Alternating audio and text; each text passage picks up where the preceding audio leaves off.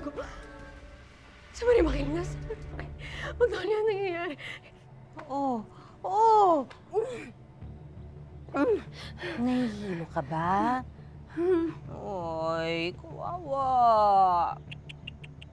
Pasensya na, ha? Alam mo kung bakit? Kasi nilagyan ko ng maraming katas ng mutya yung tsaa mo. Kaya maninibago ka talaga. Ikaw may kakagawa na to, Magnolia. Dahil ayokong problemahin ka, dahil nga may pupuntahan tayo, hindi ba? Tumayo ka dyan. Ano? Dali nyo na to. Ang gagawin niyo sa akin? Daming ano. Ang gagawin niyo sa akin? Bitawan niyo ako! Hindi niyo ba ako naririnig, ha? Kayo nyo na yan sa kotse. Hindi talaga sila makikinig sa'yo dahil ako ang amo nila. Sige na! Bitawan niyo ako! Saan niyo ba ako dadalhin? Ano ba? Ang tigas kasi ng ulo mo eh. Kaya ang ginawa ko, dinagdagan ko ang paglagay ng mutya dun sa tsaa mo. Ba't mo ito ginagawa, Magnolia, Para ha? makikinig ka lahat sa sasabihin ko. Bakit sinabi mo dati? Nakikinig ka kay Maria Makiling kasi sabi niya, tutulungan mo ako! Hindi mo pa rin ba naiintindihan? Hindi totoo na nakikita mo si Maria Makiling. Ako lang ang tumutulong sa'yo.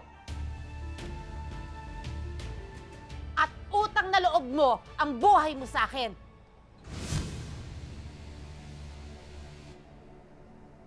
Inimbento ng isip mo si itim na Maria Makiling.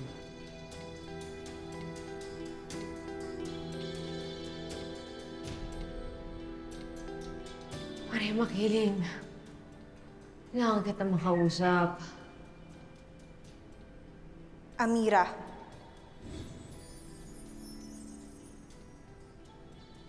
Nandito ako palagi para sa'yo. Hindi ko makakalimutan ang lahat ng binigay mong tulong sa akin, Maria. Kinumbinsi kitang aprobado niya ang bala ko na paghigantihan ng pamilyang umape sa ating dalawa. Ang mga tera. Pinili mong maniwala na sinulsulan ka naming gumawa ng masasamang bagay sa ngalan ng paghihiganti. Dahil hindi kaya ng konsensya mong tanggapin na ang totoo, ikaw mismo gusto mo silang parusahan. Kasama ka sa nagplano, hindi ba? At ikaw ang nagdesisyon na saktan ang mga kalaban mo. Pero ngayon, nagiging mahina ka na, Amira.